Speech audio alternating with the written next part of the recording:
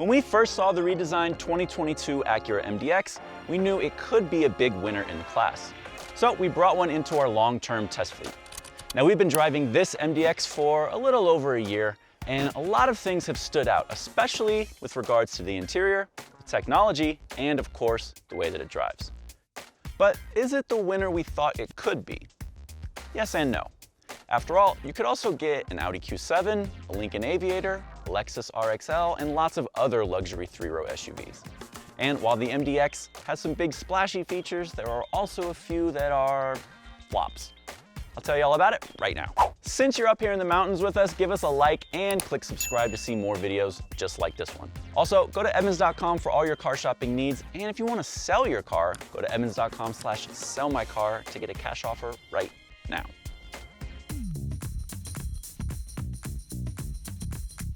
First things first, what is it?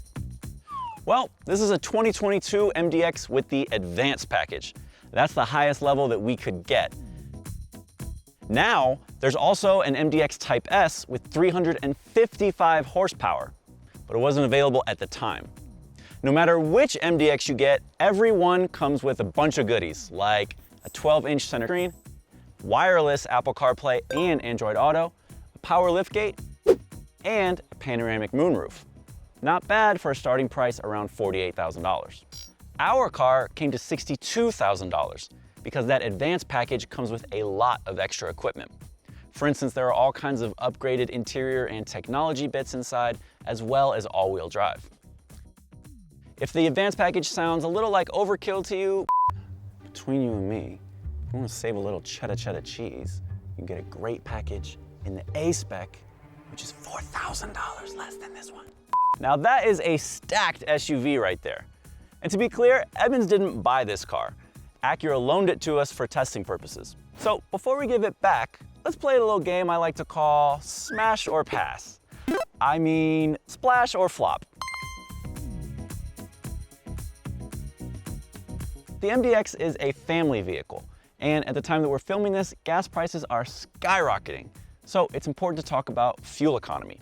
Front-wheel drive versions of the MDX are EPA rated at 22 mpg combined, and all-wheel drive versions like this one only lose 1 mpg to 21 combined.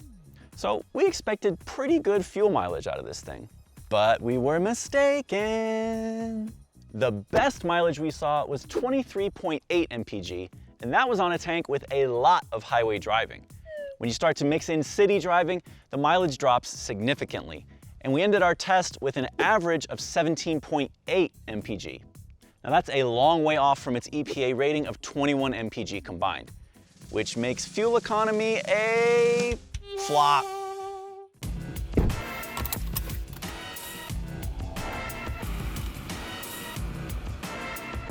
Let's talk about the great in here, because later on we're going to talk about some things that aren't so great. So first off, this handling. The MDX is super sharp for a three-row SUV, and the steering wheel feels darty, in a good way. The suspension also feels really tight for an SUV of this size, but it has the right amount of give, which helps it get around corners quick but comfortably. And then finally, the all-wheel drive system, which Acura calls super handling all-wheel drive, works by sending the right amount of torque to the rear wheel that needs it most. It's called torque vectoring. And the way that that works is as you're going around a corner, especially if you stay on the gas, it helps the back end swing around, which is a really interesting feeling, and you can feel it actually working as you're going along. Now, are you going to be keeping your foot on the gas all the time you're going around corners? Not really, but it is a very cool trick and also helps with traction, and for that reason, it's a splash. So the MDX wows, but it stumbles just a little with some of the most basic stuff. For one thing, the engine lacks some punch. In fact, it's slower from 0 to 60 miles per hour than the previous MDX in our testing. But our biggest issue is with the 10-speed automatic transmission. Yes, it's advanced, but it can be pretty jerky, and that just lends itself to a feeling that isn't as smooth as it should be in a luxury SUV. It's a shame that it's actually the powertrain that's holding this back from being an excellent SUV to drive. So that's the handling, that's a splash, but the powertrain, that's a flop.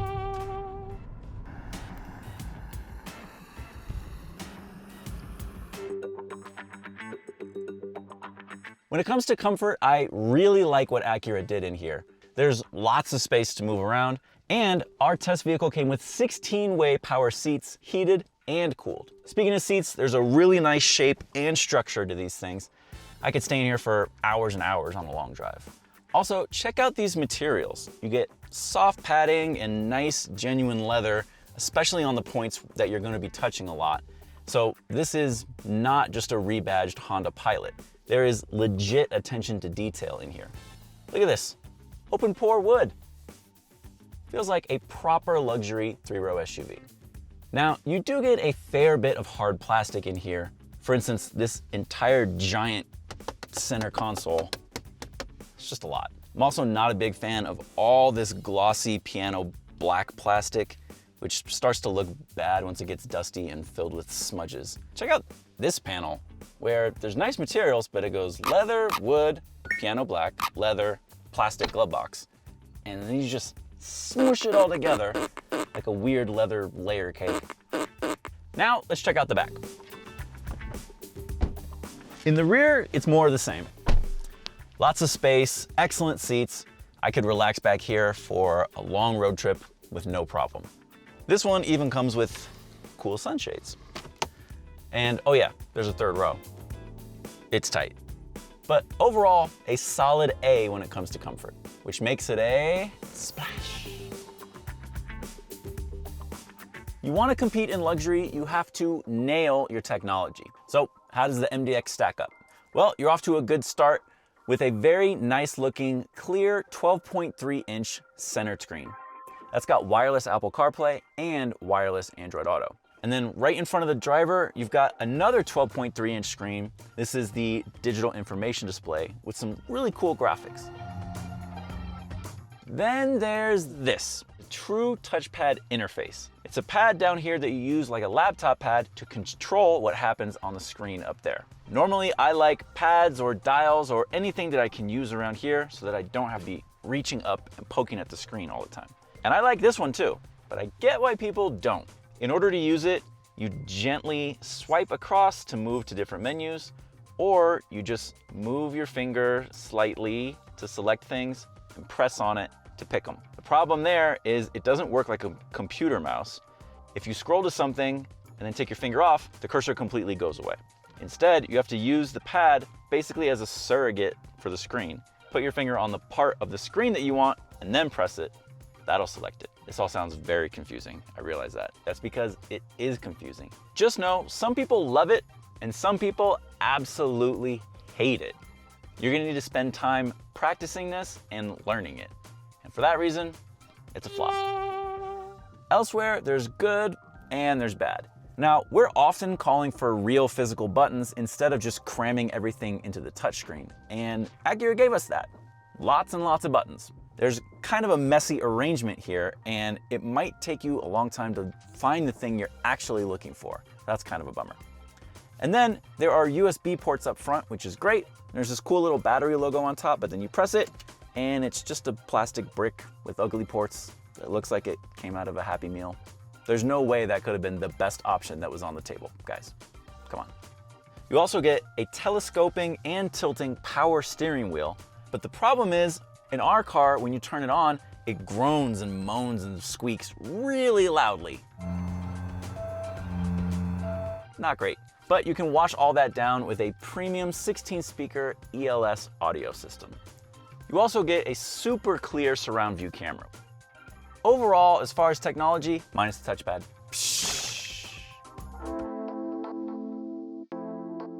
As you can see, there's pretty good cargo space back here. Enough room for some carry-on luggage and a bunch of bags of groceries.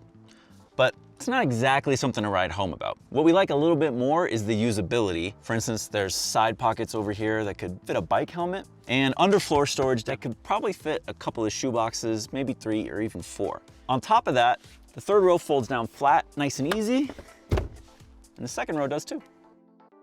Of course, there are also tethers in the back of each seat so that you can install child seats. And believe it or not, the MDX is pretty good at towing too. It maxes out at 5,000 pounds of maximum towing capacity.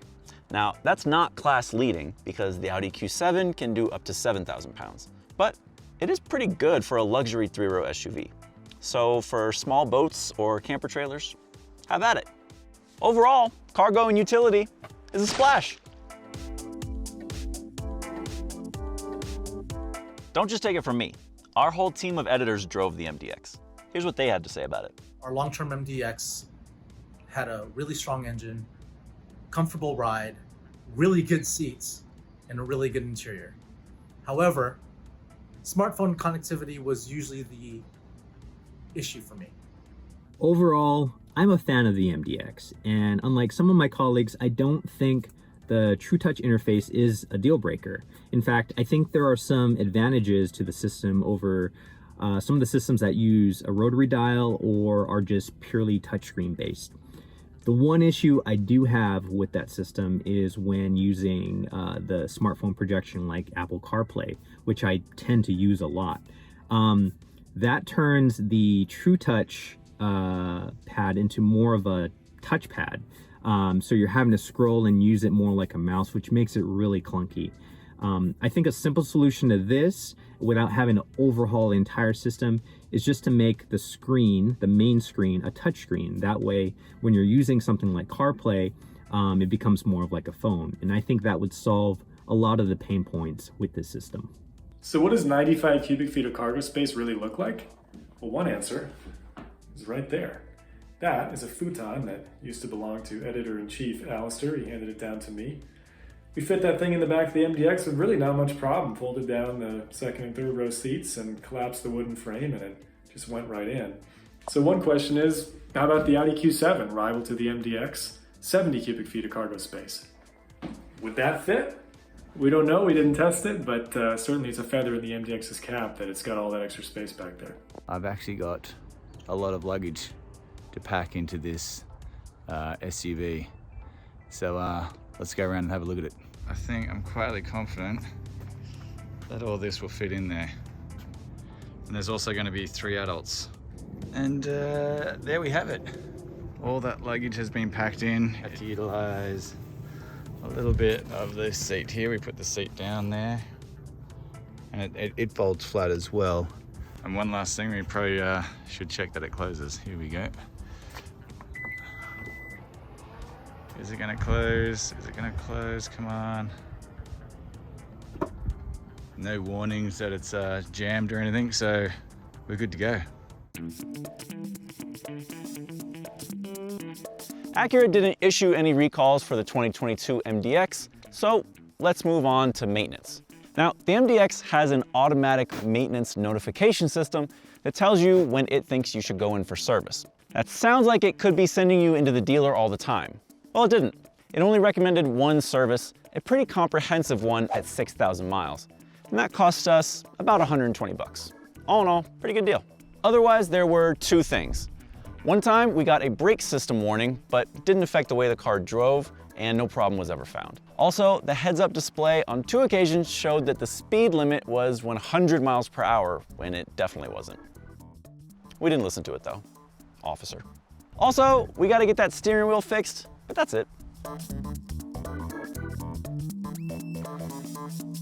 Like I said earlier, Acura lent us this car, which means we can't sell it for cold hard cash. But what if we did anyway? As you're probably aware, the used car market is absolutely on one right now. So we expected the MDX to retain a lot of its value.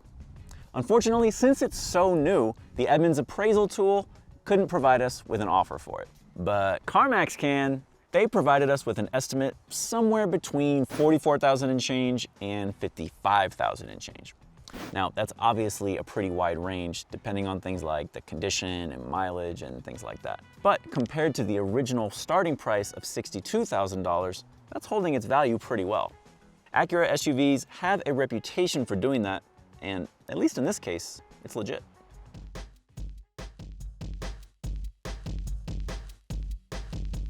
Today, we wave goodbye to the MDX. No, it's okay, it's okay. No time to get sentimental. We've always got new cars coming into the Edmunds fleet, so check out our long-term page to see what we just got in and what we're driving now. But back to the MDX. Did it live up to its high price tag? In many ways, yes. It's a spacious and comfortable SUV that definitely stands out in a crowd. There's also cutting-edge tech and lots of standard features. The all-wheel drive system works like a dream. There is plenty to wow you here. But there are hiccups. That clunky transmission threatens to overshadow everything, frankly, and the fuel economy we observed was pretty far off what we were expecting. Finally, that cutting-edge touchpad is doing a pretty good job of cutting out a large swath of potential buyers. But you know what? The MDX leaves an impression. In our rankings, we put it in second place just below the Audi Q7. And to be honest, the MDX stands out. Just like it does out here.